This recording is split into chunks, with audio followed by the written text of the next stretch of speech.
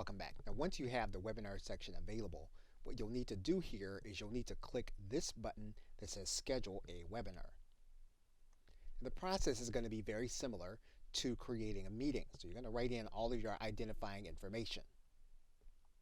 Once you've determined the time and duration, you can then determine if it's going to be recurring or if it's going to be one time. You can require registration. You can also determine whether the host and panelists will have video. And in this case, we're going to leave the video turned off. And again, in most cases, you're going to want to make sure that both computer audio and telephone are available for individuals that are going to be attending, especially if you're going to have a webinar where you're going to have more than 100 attendees. What you can also do is require a webinar password if you want the content to be exclusive. You can also enable a practice session so that you make sure that all of your slides and all of your presentation is going to be in order before you go live with the webinar. And one thing that the webinar gives you that a meeting does not is that you can turn your webinar into an on-demand presentation where individuals will have to register, but what they'll basically be watching is going to be a recording. Once you have your settings the way you want them, you can then click the Schedule button.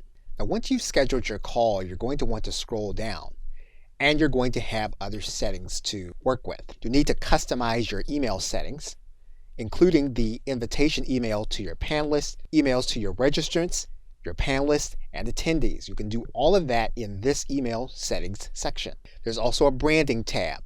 So using the branding tab, you'll be able to display your banner at the top of your invitation page. You'll also be able to upload your logo. If you want to add in information about at least 3 speakers, you can do that here in this section, including their photo, their name, their title, and their organization and bio. You can also customize your post-attendee URL. So for example, we can click this edit button, and what we can do is we can create a custom URL for the individuals to attend the webinar once it's complete. And we can make it easy to share on social media.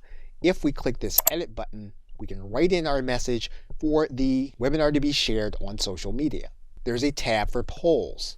So if we want to create a poll that we're going to ask on the webinar, we can click this add button and add in that poll for the actual call. We can then determine our Q&A settings. So for example, if we click this edit button, we can determine how we want questions and answers to be handled in the Q&A panel while we're giving the webinar.